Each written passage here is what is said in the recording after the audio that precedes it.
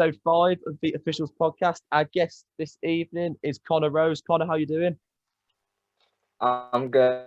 How are you? Fantastic, mate. I'm really good. I should just say, prior to starting this podcast, Connor is under the age of 18, so we're not going to have any photos of Connor. We're not going to show Connor's face, but just for anyone out there worried, we have got parental permission. To ask any questions, please feel free to get in touch. But enjoy the podcast. So, Connor, obviously you're a young referee. You know, you've recently started. What got you into refereeing to begin with? So I used to play for my local club, and we have every year we have an annual fun day, and there was just a group of refs there, and like they really looked like they were like enjoying what they were doing. So I spoke to a few people at the club and just said like, well, how could I get involved with this? And they gave me the pathways to go down. And then it sort of just led from one thing to another. I was just sat on the FA website one night. I asked my parents if I could book the course. They said yes, and that was it, really. Fantastic. It's really nice to hear from refereeing perspective that you got into refereeing by seeing referees enjoying themselves. It's lovely to hear because I know some people do get into it because of money. Some people get into it because they're doing like a skill on Duke of Edinburgh, and you've actually got into it from seeing people enjoy what they're doing. I think that speaks a lot about refereeing and how it is. So obviously, yeah, definitely. You got into it through that. Obviously, we know young, so you haven't had a massive career like our guest last week, Ben. Obviously the National League assistant referee, but with yourself, how has your career so far been? Obviously, I know it's been impacted by COVID, but how have you found it so far? What have your experiences been like? I've loved every minute of it. Like I started with 5-a-side and 7-a-side. I did possibly 50 to 60 games on that, and then in the September 2019, I got in touch with my county's RDO. And I just said, like, is there any conversion courses I could go on? And she said, yeah. So I booked on the course. I did all my games. I passed the test, and I've never looked back. It's possibly one of the best decisions I've made in my life so far. No, that's amazing to hear, and it's everyone I speak to. It is. I wish I'd done it earlier. I'm really happy I did it. Obviously, you've done it at a perfect time. Obviously, looking at you, then obviously you're 16 years old. You've got a potentially a really long career ahead of you, and obviously it's almost limitless of what you could achieve. What is your goal, or what do you want to achieve as a referee over the next 10, 20, 30, 40 years? I think at the moment I'm just taking every game as it comes. I'm taking every opportunity I can get, like with games in good leagues like the JPL and Reading Academy and things like that, and then like grassroots football as well. So like, yeah, I guess I'm just taking every game as it comes, and then I'm just waiting to. I guess I'm waiting to see where I can take myself, but I haven't thought about what I could do after. Like, obviously, like as a referee, I would love to referee the World Cup final and be part of the World Cup, as I think every referee out there would want to be. But I think because I'm so young, I know I've got time on my side, so I'm just taking every game as it comes. No, I understand. It's like I'm the same, and I'm sure every referee out there is. Obviously, we'd love to go to the very, very top, but at the end of the day, you know, we're happy, we're content at the level we're at. You know, you want to see where it can take you. It might take you all the way. It might take you 7, 6, 5. You don't know, but you're really happy to sort of see how that journey plays out almost. But yeah, no, fantastic. And obviously, looking as now as a 16-year-old, looking at your entire career ahead of you, what would you see as a success? So for me, example, I've always wanted to referee in the FA Cup. I'd love to referee in the FA Cup third round, but I've always wanted to referee in a qualifying round of the FA Cup. I've been lucky enough to do Women's FA Cup, to do FA Vars, but a sort of a success for me will be getting to the FA Cup. What would a success be for yourself? I think a success for me would be to ref in the EFL, because I've been, as a Reading fan, I've been brought up around the Championship and League One all of my life, and like I would just love to get to that stage. And if it doesn't go any further, then I would be happy, because I know I've put in hard work and I've been committed to getting to that stage. Yeah, no, and it's good to have that almost dream, if you like, of I'd love to get there. And like we all would, like anyone, like any young lad, any young boy or girl playing football. I want to play for England. I want to be a professional footballer. Obviously, Yeah. you know, your dream is that I'd love to do that, and that's fantastic. Obviously, given your age, given the fact that I'm assuming you spent a lot of time refereeing youth football, and I Yeah. know from speaking to you that you're looking to go into adult football. How are you looking to make that transition from going to refereeing under 12s, 13s, 14s, now going, right, I'm a 16 or 17 or an 18-year-old lad, and I'm going to go and ref a Sunday league game or a Step 7 non-league game? How are you looking to make that transition? I think it's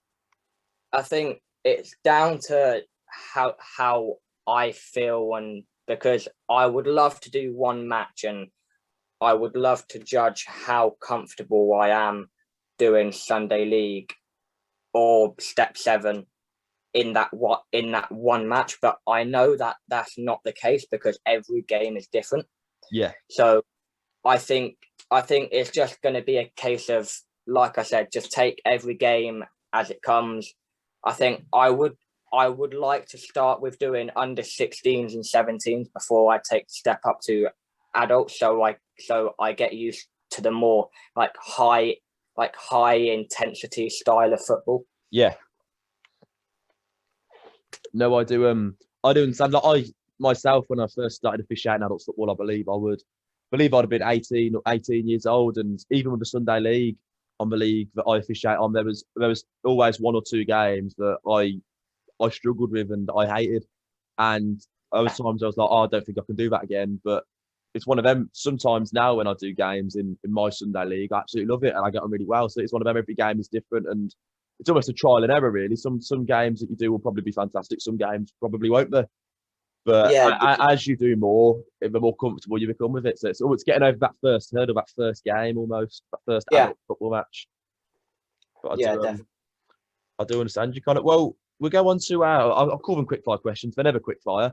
But we'll see how you get on. So obviously, I understand so far with your career, obviously you haven't had the time to be reffing 5-10 years like some of my guests have been. But with what you have done so far, what you have achieved so far, what has been your favourite game, or do you have one favourite game that you've officiated?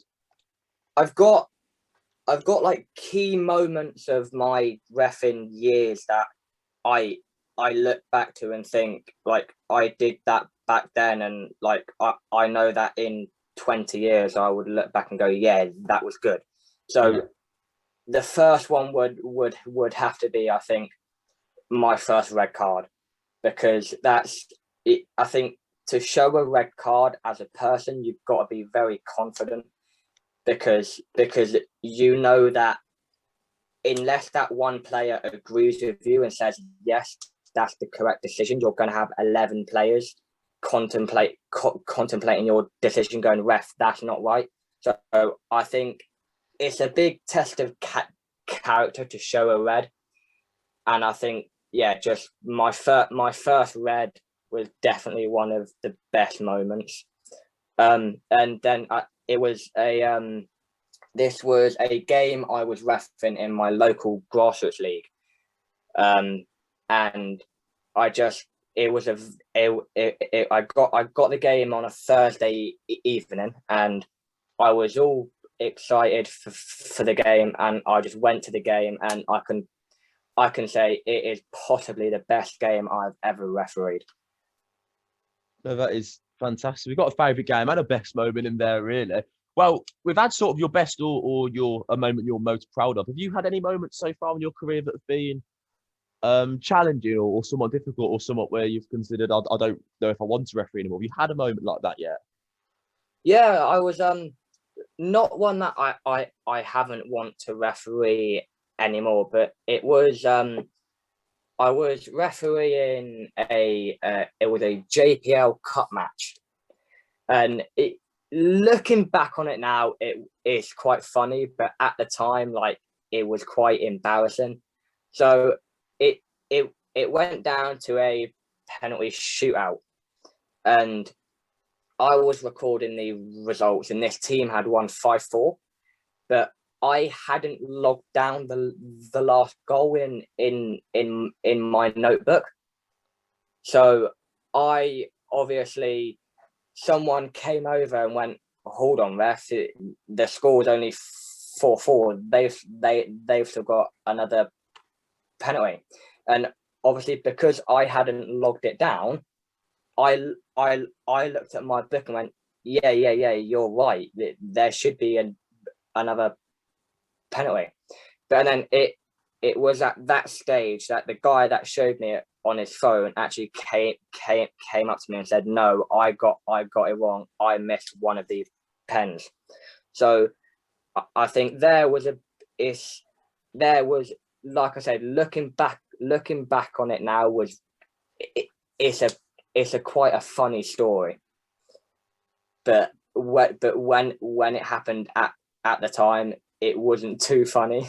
I know it's a horrible feeling. It's one thing I will ask from a fellow referee is, take that moment. Have you learned something from that to move forward with? To be fair, that is the one and only penalty shootout I have ever refed. Oh, so hopefully next time you'll be like, right, I need to make sure I've done that because of that. But yeah, no, it's good that when, because we all make mistakes. Anyone who's seen me ref knows I make mistakes. Anyone who's seen anyone ref knows every referee will make mistakes. It's good that, yeah, I've made a mistake, but I've learned from it. And obviously, yeah, I know that during your career, you're going to have another penalty shootout. And next time you have it, that'll probably be the first thing on your mind. Yeah. I think as a ref, as bad as it seems, I think it's good to make mistakes, because I think making mistakes makes you a better referee. It does, yeah. I think making mistakes in general always improves. As a referee, making mistakes, you learn from them, and it's only going to enhance and improve you, which hopefully, obviously, this will have done for you, and it will continue to do moving forward. Yeah. Obviously, taking that a bit more positive, then, if I was to appoint you to your next fixture, and you can referee any fixture in the world, what would be your dream appointment, or what would be, what would be the best possible game I could put you on? It would have to be a Reading game. I've been brought up with Reading my whole life. I've been a Reading fan since the minute I was put on this planet. So yeah, it would either have to be a Reading game, or I would love to ref the Old Firm, because that's a game summer I watch religiously every single time it's on. I somehow am just free the time that Rangers and Celtic are playing. So yeah, it would be either one or them two. That's fantastic. I think so far we've had a few World Cup finals. We've had Boca Juniors River Plate, and we've had the Old Firm or the Reading game. I don't know how many people will say a Reading game, but I know the Old Firm would definitely be a fantastic game to officiate. Well, sort of a final thing, or sort of how I want to end the podcast today, and it's a little bit different myself, because I've had people on in the past who have been refereeing 5 years, or who have refereed, in the National League or very level 4 and stuff like that. And obviously with yourself, it's different. But if I was the same age as you, or I was a friend at school, or a little bit younger, and I wanted to get into refereeing, what piece of advice would you give to me, or how would you describe a positive of refereeing to me?